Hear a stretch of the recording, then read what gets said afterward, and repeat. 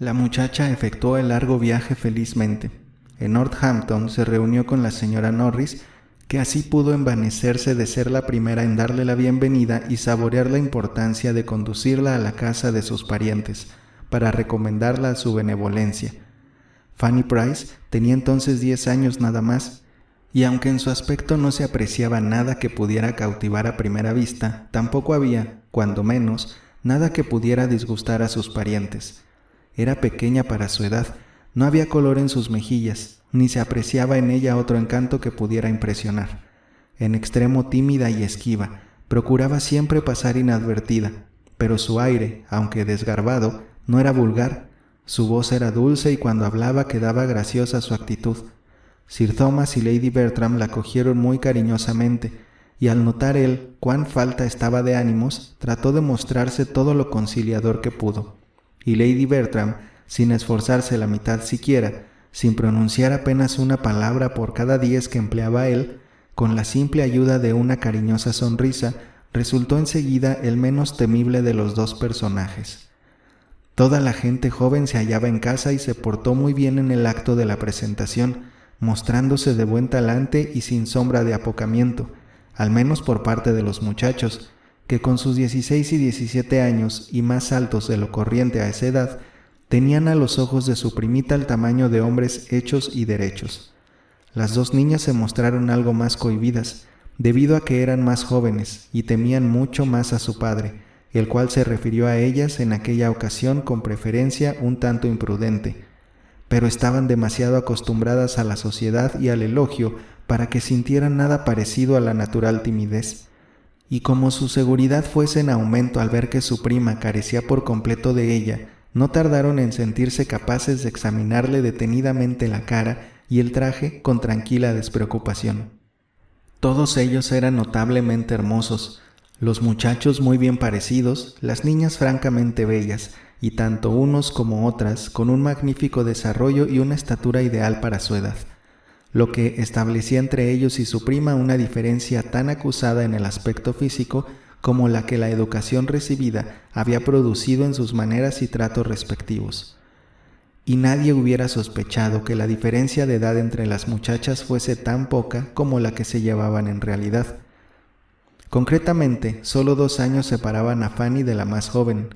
Julia Bertram tenía 12 años tan solo y María era 1 año mayor. Entretanto, la pequeña forastera se sentía tan infeliz como quepa imaginar.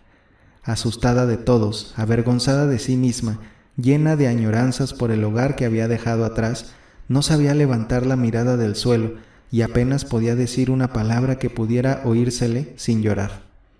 La señora Norris no había cesado de hablarle duramente durante todo el camino, desde Northampton, de su maravillosa suerte y de la extraordinaria gratitud que había de sentir y manifestar con su comportamiento, pero esto solo consiguió aumentar la conciencia de su infortunio, al convencerla de que el no sentirse feliz era una perversidad suya. Además, la fatiga de un viaje tan largo no tardó en aumentar sus males. Fueron en vano la condescendencia mejor intencionada de Sir Thomas y todos los oficiosos pronósticos de la señora Norris en el sentido de que demostraría ser una buena niña. En vano le prodigó Lady Bertram su sonrisa y le hizo sentar en el sofá con ella y el falderillo, y en vano fue hasta la presencia de una tarta de grosellas con que se la obsequió para consolarla. Apenas pudo engullir un par de bocados sin que las lágrimas viniesen a interrumpirla, y como al parecer era el sueño de su amigo preferido, la llevaron a la cama para que diera allí fin a su pena. No es un comienzo muy halagüeño, manifestó la señora Norris cuando Fanny hubo salido de la habitación. Después de todo lo que le dije antes de llegar, creía que iba a portarse mejor. Le advertí de la gran importancia que podía tener para ella el portarse bien desde el primer momento. Sería de desear que no tuviese un carácter algo huraño. Su pobre madre lo tiene, y no poco, pero debemos ser indulgentes con una niña de esa edad. Al fin y al cabo, no creo que lo de estar apenada por haber dejado su casa se le pueda censurar, pues con todos sus defectos, aquella era su casa y aún no ha podido darse cuenta de lo mucho que ha ganado con el cambio. Pero de todos modos, creo que está mejor un poco de moderación en todas las cosas. Sin embargo, Fue necesario más tiempo que el que la señora Norris había tenido a suponer para reconciliar a Fanny con la novedad de su vida en Mansfield Park, y para que se acostumbrara a la separación de los seres de que hasta entonces se había visto rodeada. Su sensibilidad estaba muy agudizada y sus sentimientos eran muy poco comprendidos, demasiado poco para que se los tratara en forma conveniente. Nadie se proponía ser poco amable con ella, pero nadie daba un paso para proporcionarle algún consuelo. El día de asueto, que después del de su llegada, se concedió a las niñas Bertram para que tuvieran ocasión de alternar e intimar con su primita, produjo poca unión. No pudieron por menos que despreciarla al enterarse de que solo tenía 2 cinturones y nunca había aprendido francés, y al notar lo poco que se admiraba del dúo que tuvieron la amabilidad de cantar para ella, consideraron oportuno limitarse a regalarle algunos de sus juguetes menos valiosos y dejarla sola, para dedicarse ellas al pasatiempo del día, hacer flores artificiales o recortar papel dorado. Fanny, ya estuviera cerca o lejos de sus primas, lo mismo en la sala de estudio que en el salón, que en el plantío de árboles, siempre se sentía igualmente abandonada. Siempre le parecía que tenía algo que temer de todo el mundo y por todas partes. La anonadaba el silencio de Lady Bertram, la aterrorizaba el aspecto grave de Sir Thomas y la sobrecogían las advertencias de la señora Norris. Sus primos, tan grandotes, la mortificaban con reflexiones sobre su tamaño y la confundían subrayando su timidez. Miss Lee se admiraba de su ignorancia y las sirvientas se burlaban de sus trajes, y cuando a todas esas amarguras se mezclaba el recuerdo de sus hermanos y hermanas, para los que ella siempre había sido un elemento importante como compañera de juegos, institutriz o niñera, la angustia que oprimía su corazón se hacía todavía más cruel. La magnificencia de la casa le asombraba, pero no podía consolarla. Las salas le parecían demasiado grandes para moverse en ellas a gusto. No se atrevía a tocar nada sin temor a ofensa, y se escurría de un lado para otro constantemente atemorizada por cualquier cosa, y a menudo se retiraba a su habitación para llorar.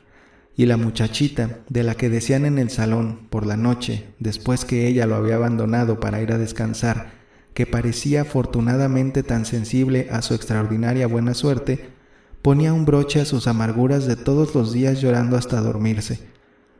Así pasó una semana, sin que nada de ello se trasluciera por su traza sosegada, pasiva, cuando una mañana la encontró Edmund, el más joven de sus primos, sentada en la escalera del ático, llorando. «Querida primita», dijo el muchacho con toda la ternura de un natural bondadoso, «¿qué puede haberte ocurrido?». Y sentándose a su lado intentó vencer su vergüenza por haber sido sorprendida y persuadirla para que hablasen francamente, lo que solo pudo conseguir con gran esfuerzo. ¿Estaba enferma? ¿Se había enfadado alguien con ella? ¿Acaso se había peleado con Julia o con María? Tal vez se había hecho un embrollo al repasar la lección que él le pudiera explicar. Necesitaba, en fin, algo que tal vez él podría proporcionarle o hacer por ella. Durante un buen rato no consiguió más contestación que no, en absoluto, no, gracias. Pero él siguió porfiando, y en cuanto Fanny empezó a referirse a su hogar y a los suyos, sus crecientes sollozos le indicaron a Edmund dónde estaba el mal. Intentó consolarla. «Te apena dejar a tu mamá, querida Fanny», le dijo, «lo cual demuestra que eres una niña muy buena, pero debes tener presente que te encuentras entre parientes y amigos, que todos te quieren y desean hacerte feliz. Vamos a pasear por el parque y me hablarás de tus hermanos y hermanas». Al profundizar en el tema, Edmund descubrió que, no obstante lo mucho que ella quería a todos esos hermanos y hermanas en general, uno de ellos ocupaba su mente con preferencia sobre los demás. William era el hermano de quien más hablaba y a quien más deseaba ver. William, el mayor, que tenía un año más que ella, su constante compañero y amigo, el que siempre abogaba por ella cerca de su madre, de quien era el preferido, cuando se encontraba en algún apuro. William no quería que los dejase, le dijo a mamá que me echaría de menos, desde luego.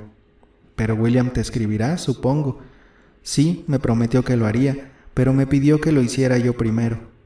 «¿Y cuándo piensas hacerlo?». Ella bajó la cabeza y contestó vacilante.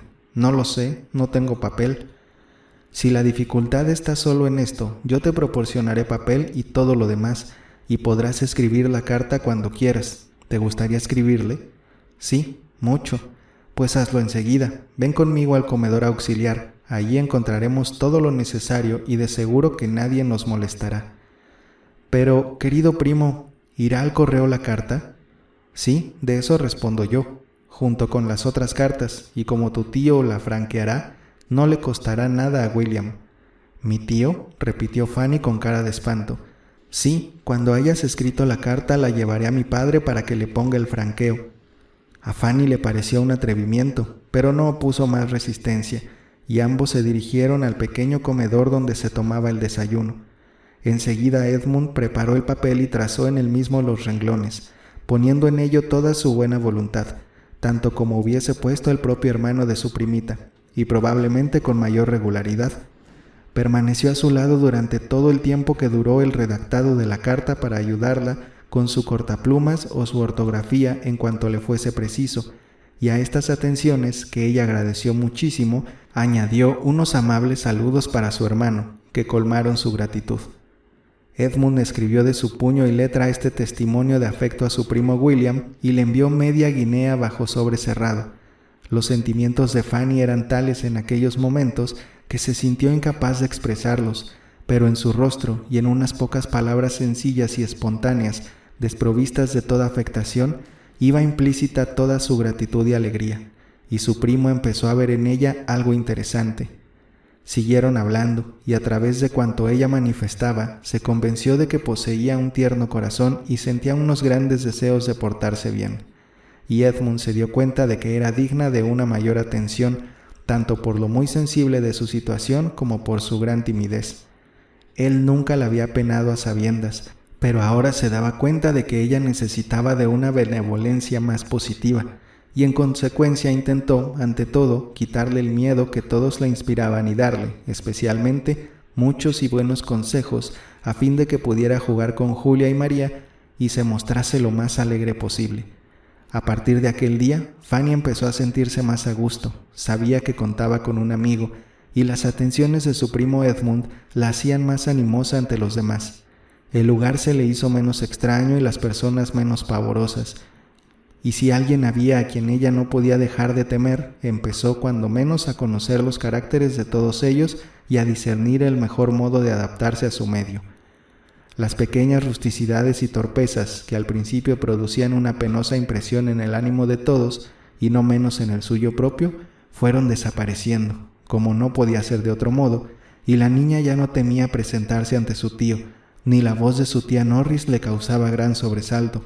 Para sus primas se convirtió en una compañera eventual que no dejaba de ser aceptable, aunque la consideraban indigna, por su inferioridad en edad y en fuerza, de asociarla constantemente a sus juegos. Para sus planes y diversiones resultaba a veces muy útil una tercera persona, sobre todo si esa tercera persona tenía un carácter dócil y complaciente, y no podían menos de manifestar, cuando su tía les preguntaba sobre los defectos de la niña, o cuando Edmund reclamaba que fuesen más amables con ella, que Fanny era bastante bonachona y no se tomaba nada a mal. Edmund era amable de por sí, invariablemente, y en cuanto a Tom, lo peor que Fanny tuvo que aguantarle era esa especie de irónico regocijo que un jovenzuelo de 17 años siempre considera oportuno en el trato con una niña de 10. Puede decirse que justamente empezaba a asomarse a la vida, lleno de alegría y vivacidad, y con toda la liberal predisposición de un primogénito que se cree nacido tan solo para gastar y divertirse. Las atenciones que dedicaba a la primita estaban de acuerdo con su posición y sus derechos. Le hacía algunos bonitos regalos y se reía de ella. A medida que su aspecto y su ánimo iban mejorando, Sir Thomas y la señora Norris consideraban los alcances de su plan benéfico con creciente satisfacción, y muy pronto coincidieron en dejar sentado que, si bien no tenía nada de inteligente, la niña demostraba tener un carácter tratable y parecía que no iba a causarles grandes molestias.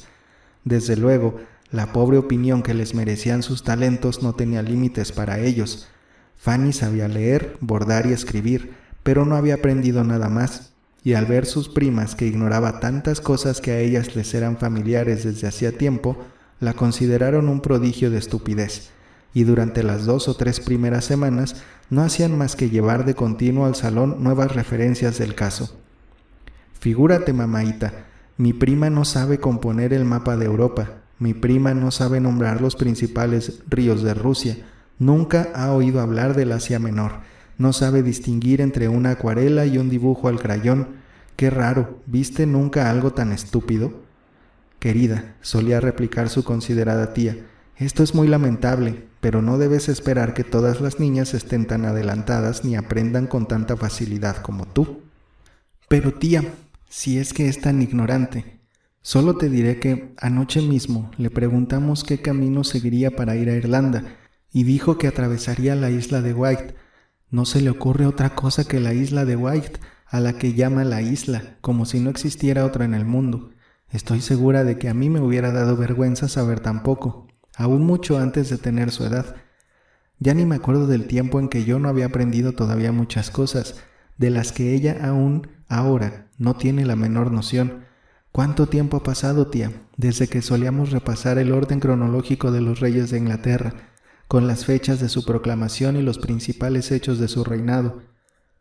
Sí, añadió la otra, y de los emperadores romanos, hasta los de la categoría de Severus, además de lo mucho referente a la mitología pagana, así como todos los metales, metaloides, planetas y filósofos notables. Muy cierto, desde luego, queridas mías, pero vosotras tenéis el don de una memoria privilegiada, mientras que vuestra pobre prima es probable que no tenga ni pizca. Entre su capacidad de retención y la vuestra existe una diferencia enorme, como en todo lo demás. Por esto debéis ser indulgentes con vuestra prima y compadeceros de su deficiencia. Y no olvidéis que, por lo mismo que sois tan cultas e inteligentes, debéis ser siempre modestas, pues aunque sepáis ya mucho, todavía os queda mucho más que aprender. Sí, ya sé que es así, hasta que cumpla los 17 años, pero debo contarte otra cosa de Fanny, que ya no puede ser más sorprendente y estúpida. Imagínate, dice que no quiere aprender música ni dibujo. Efectivamente, querida, es algo muy estúpido y que revela una total carencia de sentido artístico y de espíritu de emulación, pero, si bien se considera, tal vez sea mejor así, pues aunque ya sabéis que los papás, debido a mí, son tan buenos que han querido educarla con vosotras, no es del todo necesario que su educación sea tan completa como la vuestra. Al contrario, sería mucho más deseable que hubiera alguna diferencia. Estos eran los consejos de que se valía la señora Norris para formar la mentalidad de sus sobrinas. Así, no hay que maravillarse de que, no obstante lo adelantadas en sus estudios y a pesar de sus prometedores talentos, carecían totalmente de otras virtudes menos corrientes, como el conocimiento de sí mismas, la humildad y la generosidad. Se había cuidado de su educación admirablemente en todos los aspectos, menos en el de sus inclinaciones. Sir Thomas ignoraba lo que convenía porque, aun siendo un padre celoso de verdad, no exteriorizaba sus íntimos afectos y su actitud reservada hacía que se reprimiese ante él toda manifestación de sentimientos. Lady Bertram no dedicaba la menor atención a la educación de sus hijas, no tenía tiempo para esta clase de cuidados. Era una mujer que pasaba los días sentada en un sofá, muy bien compuesta y haciendo alguna labor de aguja poco útil y nada primorosa, pensando más en su perro faldero que en sus hijos, pero muy indulgente con estos siempre que ello no les reportase alguna incomodidad, guiándose por Sir Thomas en todo lo importante y por su hermana en las cuestiones menores. De haberle quedado más tiempo para dedicarlo a sus hijas, seguramente lo hubiese considerado innecesario, pues estaban bajo el cuidado de una institutriz, tenían buenos profesores y no podían necesitar nada más. En cuanto a lo de que Fanny era torpe para aprender, tan solo podía decir que era muy lamentable, pero ya se sabía que hay gente así, y que lo que Fanny podía hacer era esforzarse más, no veía otra solución, y dejando aparte esto de que fuera obtusa, podía afirmar que no encontraba nada ofensivo en la pobrecita. Al contrario, siempre la tenía a mano y era muy diligente en llevar recados y traerle lo que le pedía. Fanny, con todos sus pecados de ignorancia y timidez, quedó establecida en Mansfield Park, y habiendo aprendido a transferir al lugar mucho de su afecto por su antiguo hogar, fue creciendo entre sus primos sin sentirse desgraciada.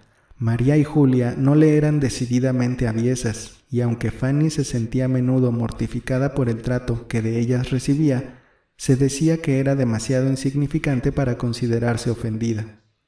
Por la época en que Fanny fue a vivir con ellos, Lady Bertram, a consecuencia de una ligera enfermedad y de su gran indolencia, prescindió de la casa de Londres, a donde solía trasladarse todos los años en primavera, y desde entonces permaneció siempre en el campo, dejando que Sir Thomas atendiera sus obligaciones en el Parlamento, cualesquiera fuesen las ventajas o los inconvenientes que a él pudiera significarle el no tenerla a su lado.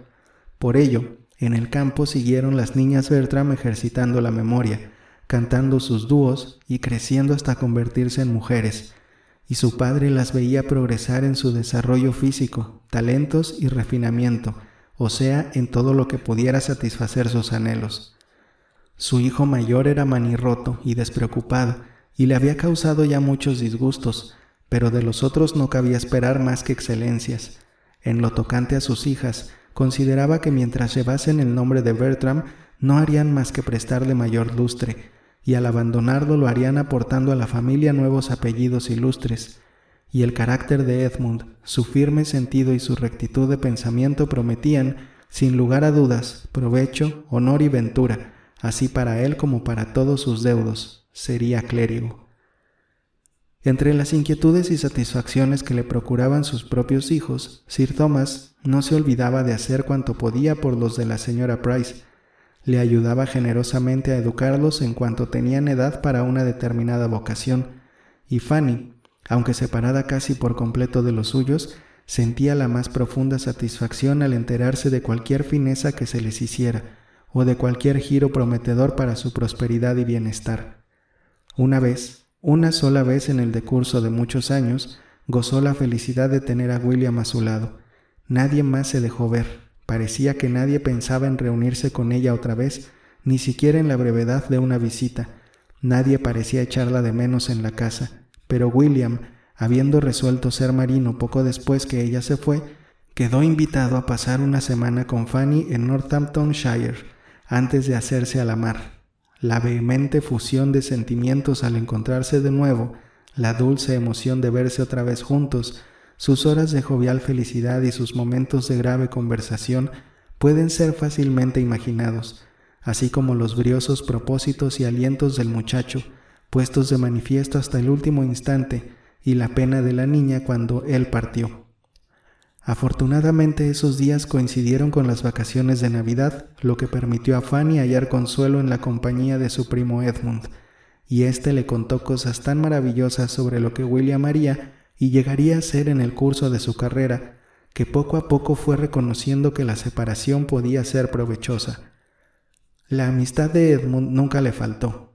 El cambio de Eton por Oxford no alteró en absoluto su comportamiento amable, sino que le dio oportunidad para reiterarlo con más frecuencia, sin hacer ostentación alguna de que se preocupaba de ella más que nadie, ni temor alguno de que pareciese que hacía demasiado. Era siempre fiel a sus intereses y considerado para sus sentimientos, procurando que sus buenas cualidades fuesen reconocidas, y al propio tiempo vencer la cortedad que impedía hacerlas más patentes, y le daba consejos, consuelo y alientos.